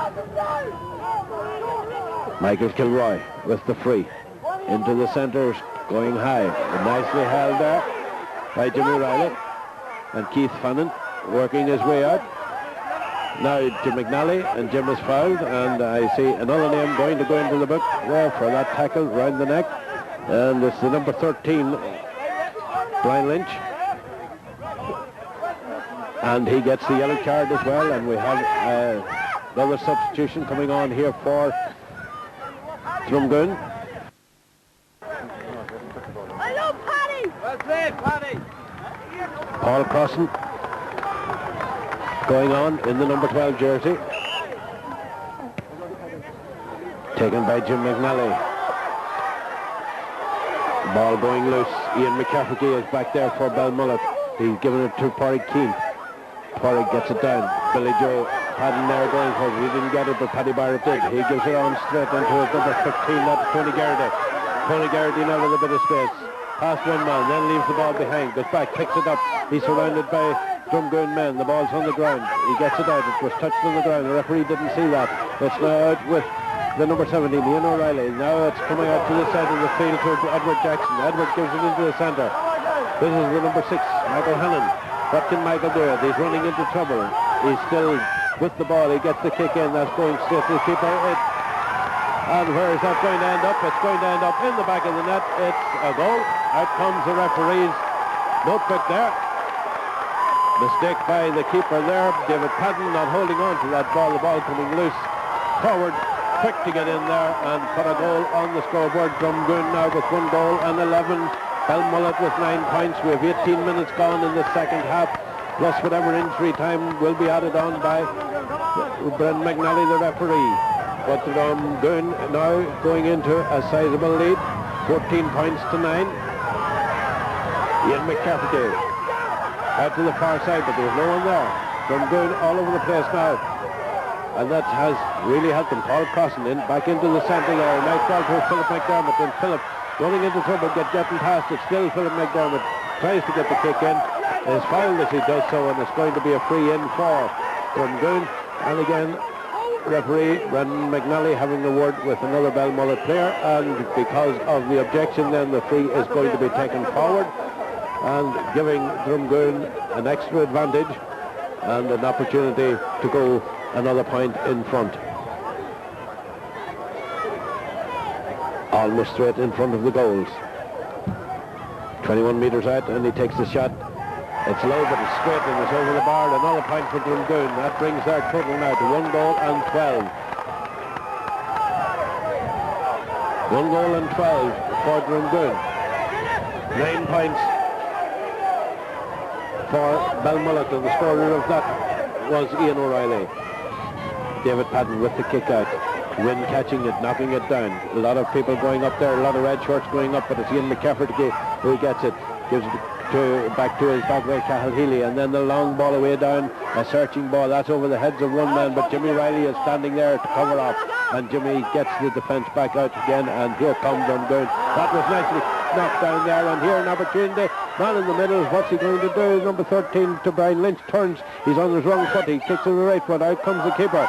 Ball's on the ground. And the referee is going in, touched on the ground there, says the referee outside the small box, but it's going to be a free in. Free in for Belmullet. And this is an opportunity for them. Stephen Carolyn, the captain, going in to take it. He has plenty of time. He taps up and over the bar. That's a good score. That brings their total now to 10 points for Belmullet, 1 goal and 12 for Drumgoon, and we have now on the clock, we have now crossed 20 and a half minutes into the second half. So we will have a couple of extra minutes, I'm sure, at the end for injury time. 15 points the total for Drumgoon, 10 points the total for Belmullet. There's just 5 points between them, and that is nothing with so much time still to go. Paddy Bates, the manager, trying to urge his men to mark off to keep that, and Michael Kilroy catching that one for giving it to Paddy Barrett for Belmullet. Now it's Belmullet on the attack again. That's in for Stephen Carolyn. Stephen Carolyn gets it. He's past one man. It's on the ground. He tries to get the pass into the centre. Nobody's going for it. And then it comes off one of the Drumgoon players, and that's for a 45-metre kick. Stephen trying to get the pass into the centre, half blocked down, and then when he pulled on it again, the Drumgoon man was there. It went off the Drumgoon man, and it's going to be a 45-metre kick for Belmullet, and the man who's going to take it for Belmullet is Andy Howard. Andy had a great first half. He has been quiet enough in the second half. He gives it to Paul Keane, and he hits it high over the bar. Another point for Belmullet. They're coming back into this game big time. They have now 11 points on the scoreboard. 1 goal and 12 for Drumgoon. That's a total of 15 points. So there's just 4 points between the sides now, and as we look at the watch, we see that there's 22 minutes gone. 8 minutes of normal playing time, plus whatever injury time is still to be played. So the crowd is getting behind both teams. The crowd's in the stand, the crowd's on the far side of the field. They're shouting, they're urging their players on. Get into this game. It's anybody's game yet. Anybody could go home with the Paul Kerr Cup. Drumgoon there with the ball. He's brought to the ground. That was Michael Hannon. Philip McDermott taking this. They're free out to the far side. Keith Fanning quickly, nice ball into his corner. Forward, and here's an opportunity. He's on the ground. He still has the ball. He gets the pass out to the far side. Drumgoon and the Belmullet players are really closing this down, and there is another man going into the book from that tackle there. I don't know who is on the ground. There were that many Drumgoon men in and out around there at that particular time. It could be Ian O'Reilly this time. I'm not right sure. Looking around to see who is still standing up for Drumgoon. Paddy Bates is out there giving instructions to his number 9, Jim McNally, how to cover off and how to get this forward.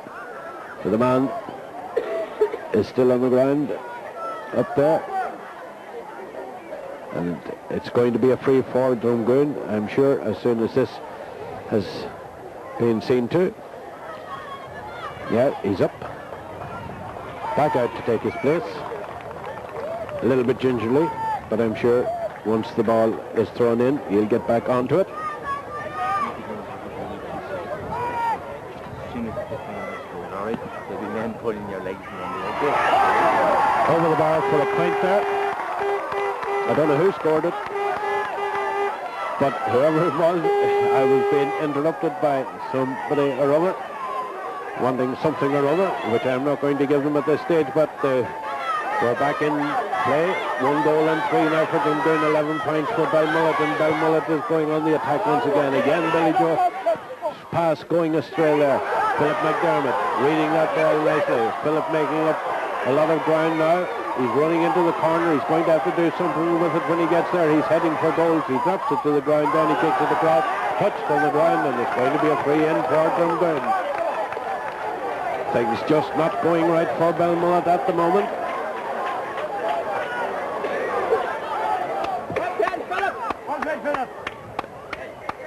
Another free for Drumgoon. Again coming from great play there by Philip McDermott, one of the stars in this game, and there is going to be a Man of the Match award, and that's going to be presented by the Camden Group at the end of the game. And Keith Hannon gets that one over the bar, and again that gives Drumgoon an added advantage now. 17 points on the scoreboard, 1 goal and 14 points for Drumgoon, 11 points for Belmullet. Belmullet need a goal, and need it very soon, because we have 25 minutes gone in the second half. From the kick out into the centre, Paddy Barrett with it. Paddy Barrett for Belmullet, getting the ball down. The forward not holding on to it, and Jimmy Riley clears it way up the field once again. This time it's Kieran Lavelle for Belmullet. Kieran with it and makes a lot of space, and again the long searching ball. It hasn't worked all day, and it hasn't worked this time either, because out from Drumgoon again with it. Out into the centre. Loose ball picked up there by the number 22. That's Colin Crossan, who has come on. Or no, it's not. It's another sub that has come on there for Belmullet, and we didn't get notification of that one, and there's no name in the book for the number 22. But Drumgoon with it over the far side. We have a Drumgoon man on the ground, but the play is going on. The play is with Edward Jackson at the moment. Drumgoon all over the place this time, and that one is a long ball away across the goal, and it's gone to the right and gone wide. Play will have to be held up now while attention is being given to the Drumgoon man, who is out on the field at the moment and lying very quietly indeed until he gets attention. The rain starting to pour down now, people running from one place to another to try and get cover. Some people going to buses, some people pushing further into the stands in order to get away from the rain, and other people just putting up the umbrellas. And then there are others just like ourselves who are standing here with neither umbrella or stand, but we're going to stay with it. 1 goal and 14 points for Drumgoon. Belmullet 11 points, and we have now gone 27 minutes into this first half. The Drumgoon man is up and about to take his place again. And the free out from the keeper, David Padden. Going high in the air there, Michael Kilroy for Belmullet getting it. He's held, he gets his free, he takes it quickly, left-footed out to this side of the field. Who's going to get there first? It's a Belmullet man. He goes to the ground, but he has hold on to the ball. That's the number 15, that's Tony Garrity. Tony running into trouble, trying to get back out. He has 2 men with him. He drops the ball and eventually loses it. Does he get it back again? Here's the number 23 with the ball. That's Kieran Lally, and Kieran gives it back to Tony Garrity, and Tony working into the centre, but the slippery conditions, he has lost the ball, and out comes Michael Hannon for Drumgoon. Well, he's trying to get out, and eventually he does so over to the far side. Nicely held there by the number 3, Colin Hannon. And Colin gets it into the centre, in Adrian Crossan. Adrian out to this side of the field. That's for Keith Hannon. Keith, both of them went for that one. The ball still kept in play, and Belmullet still have it. And the number 22. I don't know who he was passing that one to, but it certainly wasn't to himself. And the ball coming back, and a bit of pulling going on there, and a free for Belmullet. Adrian Crossan in there as well, but it's a free for Belmullet. Kieran Lally, the man, is going to take it. Kieran looks up, takes the long ball again into the centre. Not held first time, and Michael Hannon coming out. Adrian Crossan up to Ian, and then up along the wing. Is it too far for them all to chase? It's going very close to the sideline. It has gone over the end line, and that has gone wide. 1 goal and 14 points for Drumgoon, 11 points for Belmullet, and we have now approached 29 minutes in the second half. plus whatever injury time Brendan McNally, the referee, will decide to play. Michael Kilroy with it for Belmullet, gets it down to the far corner. Stephen Carolyn is in there for Belmullet. He's been held, but the ball is going his way, and he gets it into the centre, and that's a close thing there from the number 11. That was Billy Joe, but it's back out. It's still with play. Tony Garrity with it there, and it went off the keeper. Nicely blocked there by the keeper, and has gone over the end line. That's going to be a 45-metre kick. 45-metre kick for Belmullet. It's 1 goal and 14 for Drumgoon, 11 points for Belmullet, and we are now just approaching the end of the 30 minutes of the second half.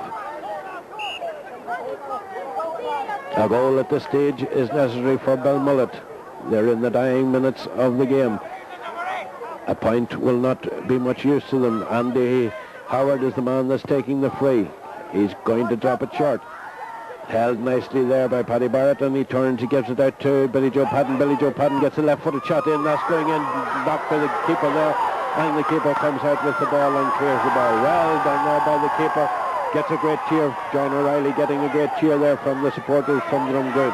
Meanwhile, it's back. Brian Lynch now with it for Belmullet, but the kick is into the corner, and they're going to come out with it. Drumgoon and O'Reilly getting it out to the far side. The slip of the ball is number 22 getting it out to the far side. Getting it back into Michael Gilroy. Michael Gilroy has a shot, and that will come off the crossbar and back out into play. Well, Belmullet really putting in a great effort now in the diamonds of this to get back into contention. Being held there, and it's going to be a free for Drumgoon.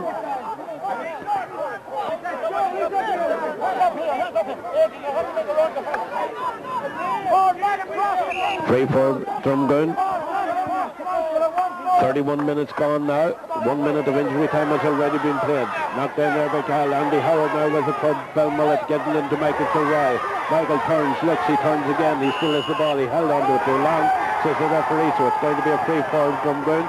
Philip McDermott wanting the ball, wanting to take this one quickly. I don't know what his hurry is. He's well in the lead at this stage. Drumgoon, 1 goal and 14.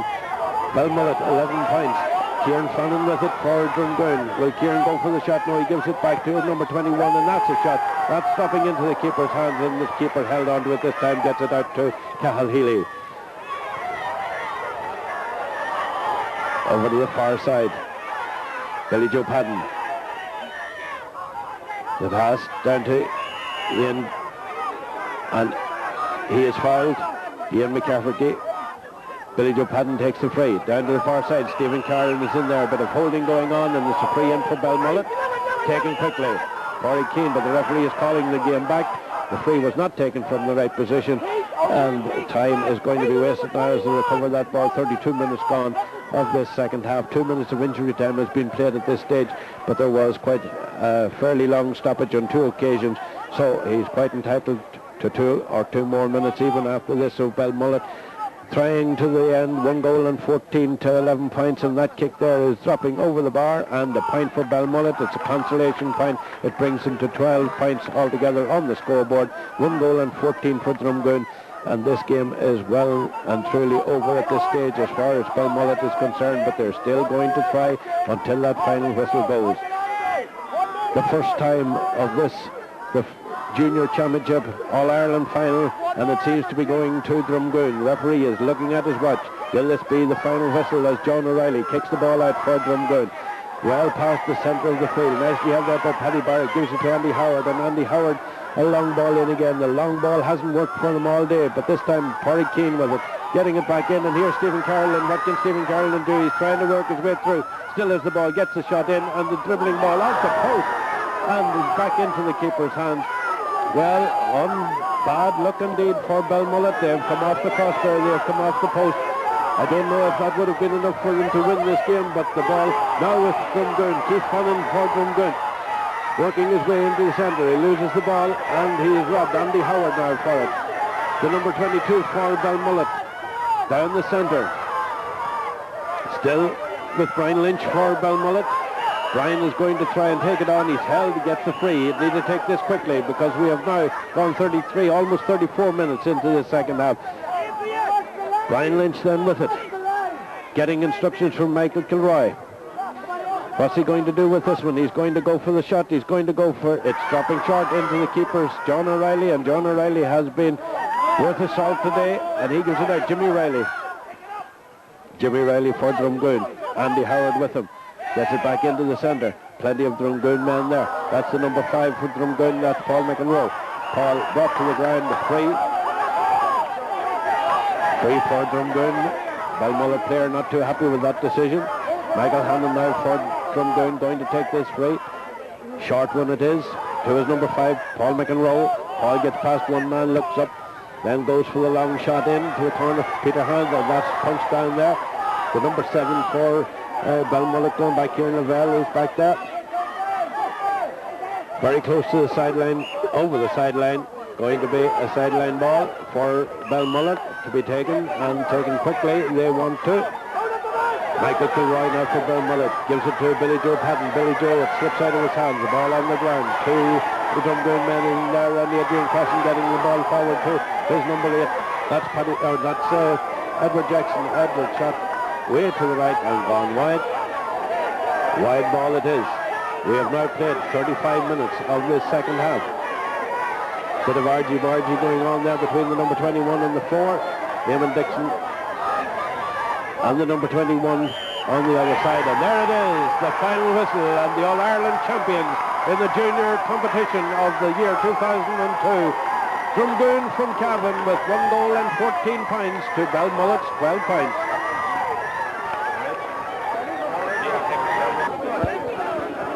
Congratulations, Paddy Bates. A great win for Drumgoon, a great display. Not too bad. Pleased enough with that, as I was happy enough at half-time. We're up 2 points. And to be quite honest, except for the first 5 minutes of the second half, after that we took over, I thought. And deservedly winners on the day, I believe. You know, our team played. Some of our players didn't play up the form, but we tried hard, we worked for each other.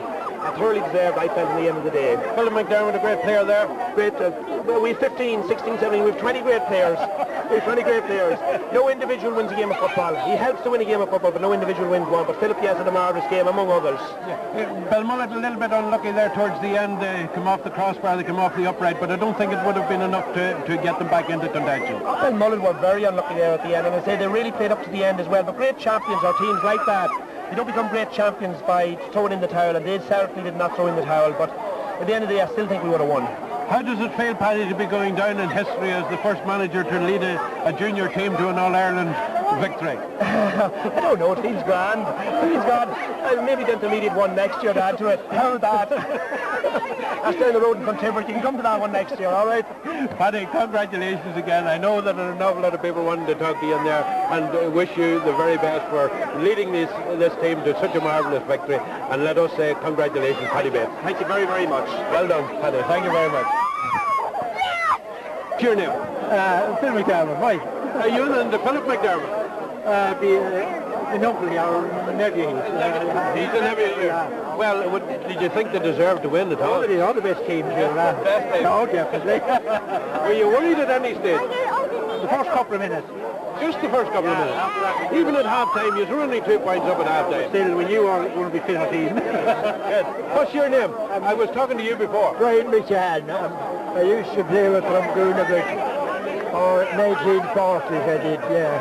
That was a great victory today. It was a great game, and a very clean game, and it was a credit to football, and it's good for GAA and everything. It was clean, it was sport at its best. Isn't it great for Drumgoon to be going down in the history books as the first junior club to win in All-Ireland? It's great. I'm proud of them now, and you know, long ago we got it hard to win a match, so the wind has changed, and thanks be to God for it. Did you kick many balls there today yourself? You know, when you were standing on the sideline, did you kick many? I was afraid I might hit the man next to me, you know, and maybe have to get a red card or that. That would be serious. You wouldn't see the end of the game. Listen, we're going up here for the presentation. Thanks for talking to us. It was a great man. You know, I talked to you before, and I was proud to see myself talking for Drumgoon, you know. Well done, well, you've talked to them, proud for them again. Well done, Brian. Always speak to gentlemen. Oh, yeah, that's those gentlemen. How are you? A great win. Oh, great. Every one of them played great today. Played great all year. This is the first time in a while that we had our full squad back, and we're back to the way we were playing last year. Delighted. Patsy Boyle here. Patsy Boyle. I see your name everywhere. I couldn't miss this. I was in Prague this morning at 8 o'clock, getting a plane home here to be in Cremartin, because I follow them, I'm sponsor. I knew they were going to do it, and I had to be here for this All-Ireland. So we've won it, and what a season we had. And I hope we'll keep it up in the near future. Well, and thanks very much, Puma, Pala, for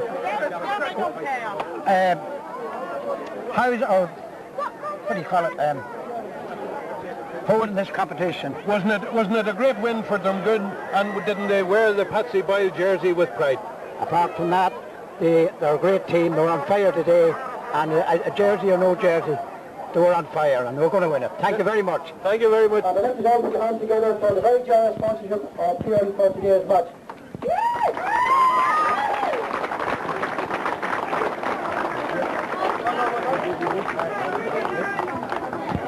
Man of the match then, sponsored by the Camden Group, and the man who's going to get it is the man that I commented on his great performance, Philip McDermott.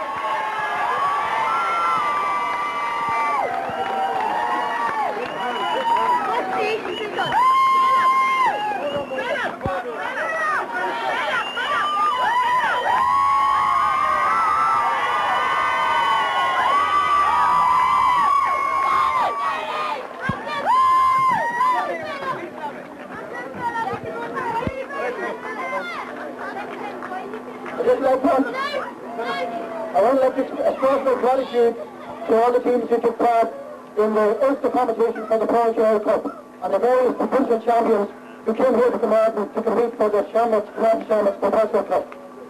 I congratulate both teams on reaching today's final and compliment them on the commitment they showed throughout the tournament, and the congratulations to the losers here in Belmullet today.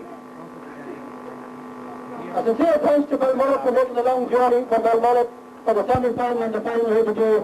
They give it their all. They need to hold their heads low. There's very little in the difference of the two teams today.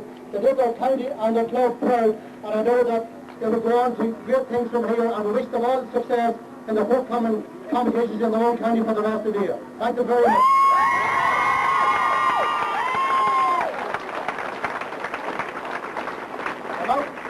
I'd like to thank the officials for today's match, Brandon McAnally, and for indeed the entire competition.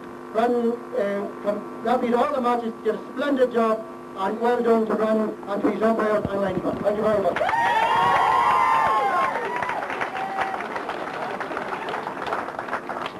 To Drumgoon, surely the fairy-tale team of Ulster.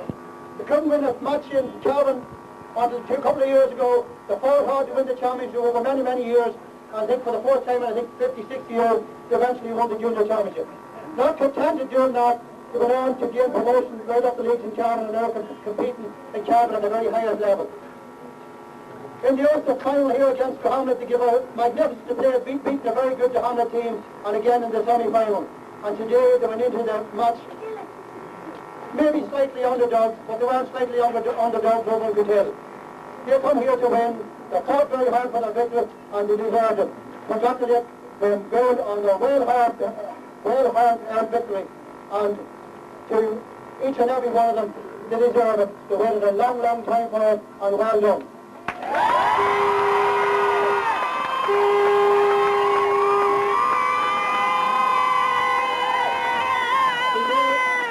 It's a very, very special day in the history of the Cremartin Club. This competition started off very small. We didn't intend taking any further than the Ulster series. But when we had the final was over, we took it a stage further. And we have to thank Central Council and indeed the other provincial councils for their cooperation throughout. It's terrific to see two junior teams fighting here for the All-Ireland competition. They don't normally receive the recognition they deserve. It's the senior players, the elite players well throughout the country who gain all the recognition and all the press. Today is the day for the junior teams, for the junior players. Not just the two teams that are playing today, but all of the junior teams throughout the country. And well done to both of them.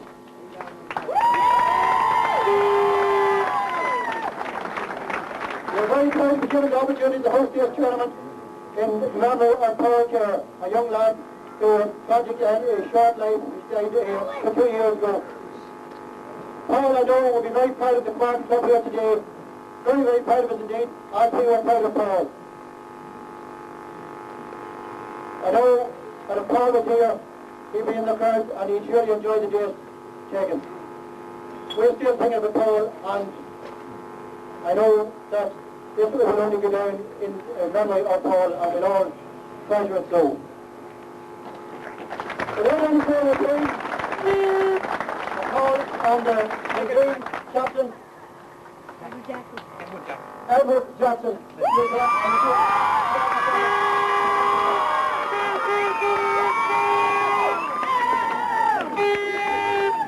Edward Jackson, you're here.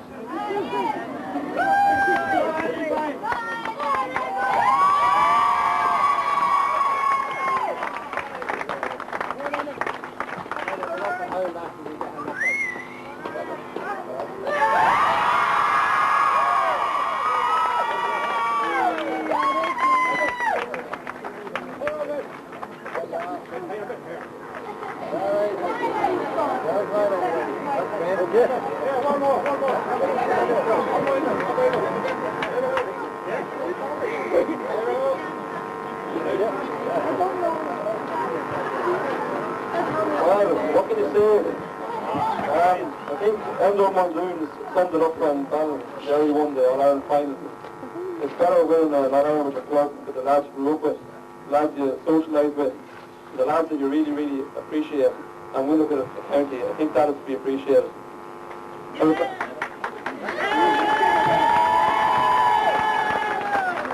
I'd like to thank Belmullet for a fantastic game there. We had a lot of problems thinking about it, a lot of sleepless nights. It's a fantastic team, great players. It's a great game, and unfortunately somebody has to lose, and that's the way it goes out there. Paddy and the boys are doing a brilliant job. They never let us down. They're always there training. Lads coming home from Dublin. It's unbelievable. I know we are getting wet, so let us go after one wee thing that's left to be said. Every club, parish and community suffers tragedy from time to time. In Cremartin's case, it was Paul Kerr, to whom this brilliant tournament is dedicated to. But there's one case, it was Gareth Padden who was killed in the line of duty. But in our case, it's the loss of a great friend, lost a great companion amongst the Royal United supporter. And this is why I dedicate this to the great Paddy Fox.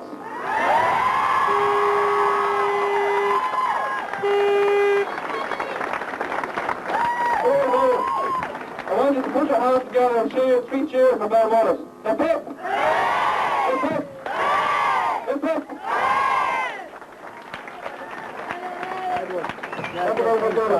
The presentation of the medals to both teams will take place after the meeting in the hall. Okay, thank you very much. Edward, I know you're after making a speech up there. It must be a great feeling to be the first man ever to lift the Junior All-Ireland Championship Cup. It's amazing. We've had a lot of disappointment in the last couple of months, and to bring it to the parish, it's a great honour to be stolen me by the players themselves. It couldn't sink in the next couple of days, but it's a great feeling, yeah. Bit of celebrating to be done? A bit of celebrating. We were the first club to win an adult title at Ulster level in Cavan, and now we're the first club to win All-Ireland. And I think there hasn't been an All-Ireland one in Cavan in 50 years, so it's a bit special. And tomorrow's my birthday as well, so it's a great present. 21 again? 22, I think it's going to stay 21 for another while. It was a good game out there? It was a great game, yeah. The lads worked their heart off. We were very lucky. We've got a glut of players this last while. We've moulded very well, and it took us a long time to get into the winning ways, and we just can't try to stop it at the moment. What about Cavan football this year? How are Drumgoon going to do within the county? We're going to try and win we're going to have to win the Intermediate Championship. That's what we're going to have to do. Paddy Bates says you're going to be winning the Ulster Intermediate Championship next year. Well, it's there, we will. Edward, congratulations, and thank you very much. See you, bye. Thanks. Hi, you're a Drumgoon man. Well, I'm a kill man, but I'm supporting Drumgoon today. I changed. He's a kill man. He's a kill man. I'm a Hamlet man. But it was a great win. It was a good game, Paddy. It was a good game now. It was a good game. I thought now, up until half time, it was anybody's game. That goal, second half. You know, I know this Drumgoon team well, and they're capable more, but they were relevant in midfield. But they came back. Well, they did. It was a great game. The goal after half time, I think. But it's a great win for Drumgoon. A great win for Drumgoon, so it was. The goal probably turned the game here today, so it did. The goalkeeper fired the shot and he didn't recover, and that goal left the difference in the two teams. At the outset, it looked as if Belmullet were probably going to run out strong winners, but Drumgoon showed an awful lot of character. And you'd know to look at them that there's a backbone of county players in their team here today. If that team gets playing together, they will win something in Cavan again this year. But the system that they have in Cavan, that county players can't play with their club, it's unfortunate because a club team can't use their county players. They'll never get us going right. Right. During the game, of course, the weather was fantastic, but towards the end, the rain started to come down. I don't think too many people noticed. Nobody noticed. You know, I only have to realise it's raining. So it has been a great tournament, a great day today, and please God, next year we're looking forward to a bigger and better tournament. You're a Cavan man. Cavan man and a happy Cavan man. Happy Cavan man and a happy Drumgoon man. Right. Great day to be from Drumgoon and a great day to be from Cavan. Top of the pile, remember, it's Ulster football and it's Cavan football, so we're absolutely thrilled. And Drumgoon is just a small little parish in the middle of rural Cavan, so absolutely delighted. Hasn't it been a great day for the GAA? This is where the GAA is at its best. Sometimes we lose it a little bit because the presentations always look as if it's in Crow Park and big stadium and inter-county stars. I suppose you have to have that, but this is where the real action takes place. This is where the real metal is, and I suppose you could see the outpouring of emotions there. People were crying, people were, you know, full of enthusiasm and delight, and all those fellas in there are heroes to these younger people. This is where the GAA wants to be, and I think this is a tremendous day for Drumgoon, a brilliant achievement for Drumgoon and Cavan. For a small club and a young club, young players, it's bound to be a great boost. Well, it is a great boost. I mean, Drumgoon is a very old club. We've been in action from back in the 1890s. There was football played in Drumgoon, the Bosch Shamrocks. Then in 1896 there was a team called Mudgebawn Hunters, and then a little while after that we had the Red Bog Young Irelanders, and all of them came together under the title of Drumgoon Love Jarrows, or Drumgoon Red Hands, in about 1904 thereabouts. So we're just about 100 years old, and it's nice that before we celebrate our centenary, not only are we Cavan champions, we're Ulster champions and All-Ireland champions. And it is great, and all these children, you see so many children at Drumgoon games. It's one of the things people remark on. All the families turn out, everybody's here, from grannies right down to the newborns, and you see them around you. And that's tremendous for these children as they go back to their schools and they go back to their clubs. And there is great work in Drumgoon. There's boys and girls teams from under 12 right up the way to what you see here. And now it's the ambition of all these children to turn out and to play for Drumgoon. I've even heard these young fellas here talking about we'll play with them someday. That's a great thing for them to look forward to. It's a great day. History has been made. History has been made. This is history. This is the defining period, I think, in football in Drumgoon Club, and in Cavan. I think a lot of people will be talking about the disastrous performances of Cavan teams, which they were. In truth, there's no other way to describe them. Cavan in senior and minor, well, minors are good. In fairness, we've a good minor team in Cavan, but the senior team in Cavan didn't perform at all. They're not in the same standards of the Tyrones of this world, or the Armaghs, or indeed Donegal. But Drumgoon Club have shown that Cavan football, as distinct from the county Cavan football team, Cavan football is very, very strong, and junior football in Cavan has to be at the top because we've won All-Ireland. The proof is there. It's in that dressing room. And for the rest of the junior clubs throughout Ireland, it's something to aim for. Of course it's something to aim for, and it's always nice to be recognised. I mean, the absolute commitment is what I marvel at these fellas. People don't sometimes realise that people who aren't close to the teams, these fellas give up their socialising, their nights out with their girlfriends, the anniversaries, the birthdays. You hear it all from these. They give it all up to be with the team, to be with the club. If the club needs them, they'll be here. I mean, even former players, Patsy Boyle, for example, was away on holiday and got on a plane this morning in Prague just to be here.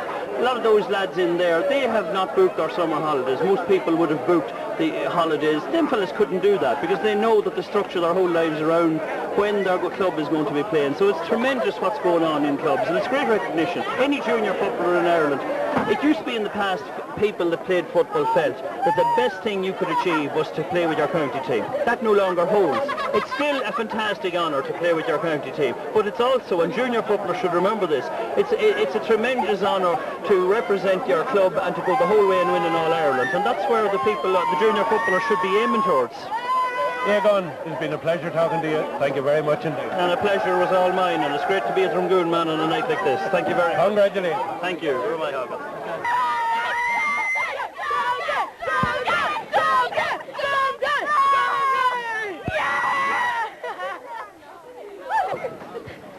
Peter, commiserations. You put up a great battle, but the goal, I suppose, was the turning point. Yeah, probably the goal put us under that bit pressure, more pressure than we had been on earlier on. Very good Drumgoon team, we knew that from the start, and a goal in a game like that probably changes. Hit the crossbar, hit the post later on. Very proud of the boys, the way they kept going right to the end. We could have sneaked in the end. I'd say it would have been an injustice probably if we did, but very proud of the way the boys kept going right to the end. And you know, as I said to them inside, it's not going to change our programme. Our programme this year is to get to Division 1 this year in Mayo. This would have been a bonus, but I said at the end of the year, Division 1 is really what we're going for, and we're going well at the moment. There's a lot of hard work still to do. It's still no mean feat to get to an All-Ireland final. I know, the boys played superb all year. You saw it yourself, they're a good team, very dedicated bunch of lads, 32 fellas there coming from all over the country. A drive like this today, 200 miles, is nothing to us. The boys do that every weekend from Limerick, you know, Dublin, whatever. So we're disappointed, but we're very proud of the lads inside. Drumgoon just pipped you there, and they do deserve the victory. Ah, yeah, there's no doubt about it. Drumgoon played superb football. As you said, the goal changed things, but Drumgoon, an excellent team, and well deserved the win on the day. Peter, thank you very much indeed, and once again, commiserations, and hopefully we'll see you on a higher stage in the near future. Lovely, thanks very much. Thank you very much, Peter. Right. You want him in the sun? Okay, there. Okay, right. Emmett, you're relieved, I suppose, at this stage that it's all over, but yet you must be very happy. Very happy, very good competition throughout, and feel disappointed from the Belmullet losing team. You know, some team has to lose, but the best team I think on the day won. Drumgoon the second half to come out, and they seemed hungrier for it, and they weren't going to get beaten. But I still feel disappointed for the Mayo lads.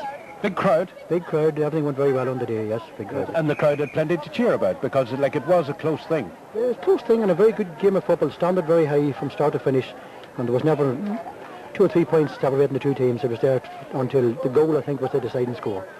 Cremartin are now on the map. Well, Cremartin was always on the map, but this certainly leaves people talking about us, yes. We're after completing the tournament, very, very successful, and we're quite proud of it. You'll have clubs looking forward to next year already. Well, indeed. When the teams that wins the Monaghan Junior Championship and the Cavan Championship, they'll be saying, right, we're going forward to the Ulster Junior Championship, and it'll be an extra thing to aim for. So, well done again to Cremartin, Emmett, and to you and to all the people involved in the organising of it, and as other people said, coming up with the idea in the first place, it has been a marvellous success. Marvellous success, and hopefully that next year we'll go on from side to side. Thank you very much indeed, and well done, Emmett. Thank you.